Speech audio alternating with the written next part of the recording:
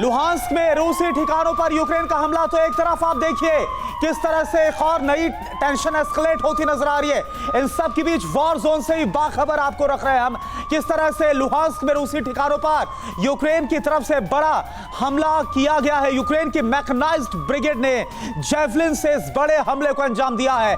यह सबसे latest video इस वक्त वॉर जोन का दिखा रहे। लुहांस्क में रूसी ठिकानों पर यूक्रेन की तरफ से बड़ा हमला बोला। आप समझिए इसको, इन दोनों चीजों को, कि यूक्रेन एक किस तरह से वेस्ट की पावर से, नेटो की ताकत से रूस का सामना कर रहा है। और पिछले 13-14 महीने से दोनों हालात को रिलेट किया जाए तो रूस को एग्जॉस्ट करने की कोशिश की जा रही है। और इन सब के बीच फिनलैंड का शामिल होना। Group captain DK Pandey sir भी हमारे साथ जुड़ गए हैं as a defence expert. Sir, आपका बहुत बहुत स्वागत है हमारी इस डिस्कशन में। आप देखिए, यही एक बड़ा सवाल है कि नेटो की ताकत से यूक्रेन लगातार 13-14 महीने हो गए रूस को एग्जॉस्ट करने में तुला हुआ है, और अब दूसरी तरफ फिनलैंड अब शामिल हो रहा है। इन हालात को आप कैसे देख रहे हैं? और है ये फैक्ट को जानना कि कागज के ऊपर शायद बहुत ही विषम परिस्थितियां लग रही है, रूस के खिलाफ विकराल एक सेना तैयार हो रही है। लेकिन अगर जमीन में देखा जाए तो थोड़ा सा मुश्किलात है, क्योंकि अभी फिनलैंड तैयार नहीं है। सदस्य जरूर बन जाएगा, लेकिन अभी वो उस पर जो एक कर्जा चढ़ा हुआ है और उसको डिफेंस आर्म्स और एम्यूनिशन और एक्वायर करने होंगे, तब वो शक्तिशाली बन सकेगा। निश्चित रूप से इस फिनलैंड के नाटो में शामिल होने के 2 संदेश हैं। पहला संदेश रशिया को बताना है कि हम NATO countries, specially United states बताना चाहता है कि हम शांत नहीं बैठे हैं और हम पूरी तैयारी कर रहे हैं।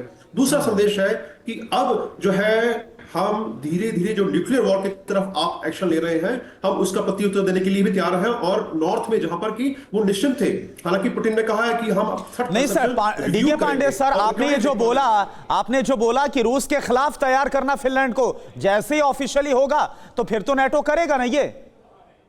देखिए, इतना आसान नहीं है हथियार देना। देखिए, हम देख रहे हैं यूक्रेन के साथ हथियार तो दिए जा रहे हैं, लेकिन उसकी ट्रेनिंग, उसकी मेंटेनेंस की जो वेयरविदॉल है, वो क्रिएट करने में समय लगता है, और कुछ मुफ्त में नहीं मिलता मेरे दोस्त। सबके लिए आपको पैसा चुकाना पड़ता है, स्पेशली जब आज की तारीख में 200 बिलियन डॉलर का कर्जा है फिनलैंड पर, तो कैसे वो डिफेंस इक्विपमेंट एक्वायर करेगा।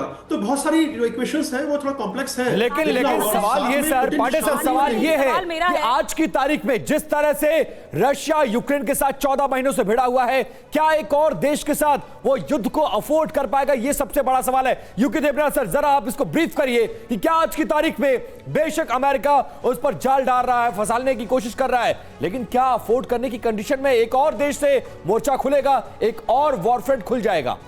बिपिन, मैं आपको बता दूं कि ये रशिया के लिए एक बड़ा झटका तो है, लेकिन व्लादिमीर पुतिन जो है बहुत चतुर हैं। उनको मालूम है कि अब अगर फिनलैंड ने नेटो ज्वाइन कर लिया है तो वो अपनी तरफ से फिनलैंड की जो 1400 किलोमीटर की बॉर्डर है, रूस अपनी तरफ से उस बॉर्डर पर गर्माहट नहीं लाएगा। अभी तक रूस ने फिनलैंड के बॉर्डर पर पिछले 1.5 साल से अपनी फौजों को डिप्लॉय नहीं किया, और पुतिन को मालूम है कि फिनलैंड अब तक न्यूट्रल रहा है। भविष्य में भी फिनलैंड रूस के विरुद्ध एक आक्रामक रुख अख्तियार नहीं करेगा। अभी तक पुतिन ने यही प्लान किया कि अपनी फौजों को फिनलैंड से दूर रखेंगे ताकि कोई गर्माहट फिनलैंड के साथ बॉर्डर पर ना आए।